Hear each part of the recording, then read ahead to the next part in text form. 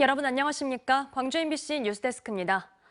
대출은 갚지 못하고 폐업은 늘고 경기 불안과 고금리, 해외 전쟁의 여파 등 대내외 악재가 겹치면서 자영업자와 소상공인이 맞닥뜨린 현실입니다. 역대급 경제 위기 속에 돌파구를 찾지 못하고 고사 위기로 내몰리고 있는데요. 마땅한 활로가 없다는 게 더 암울합니다. 한신구 기자가 보도합니다.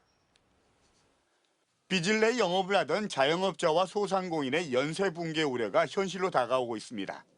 올 들어 지난달 말까지 광주 신용보증재단에 접수된 보증사고는 3,000건, 지난해 같은 기간 1,125건에 비해서 160% 이상 증가했습니다. 보증사고 금액은 404억 3천만 원으로 지난해 162억 9천만 원에 비해서 148% 늘었습니다.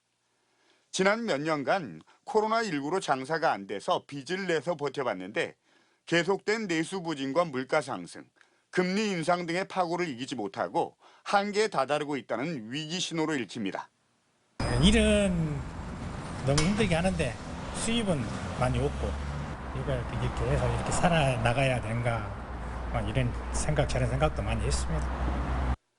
반면에 자영업자들의 최후의 보루로 평가받는 노란우산 공제금의 지급은 늘고 있습니다.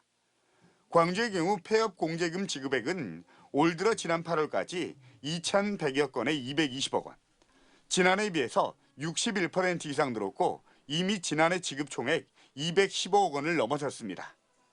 공제금이 늘었다는 건 폐업 등 한계 상황에 내몰린 소상공인들이 그만큼 더 늘어났다는 반증의 다름 아닙니다.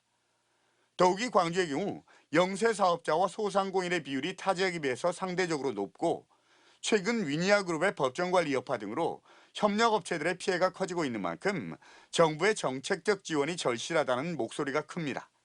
경영 안정이나 자금난을 좀 해소시켜주는 것이 지금으로서는 굉장히 절박한 상황이고 정부가 적극 나서야 되는 건데 특히 자치단체 예산을 대폭 삭감시킴으로써 인해서 이게 쓰나미처럼 지금 밀려들고 있다.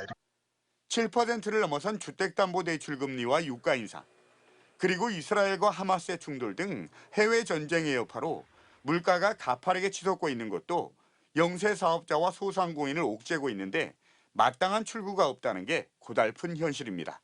MBC 뉴스 한신구입니다. 언제 어디서나 내 손 안의 뉴스. 광주 MBC 뉴스 유튜브 구독으로 함께하세요.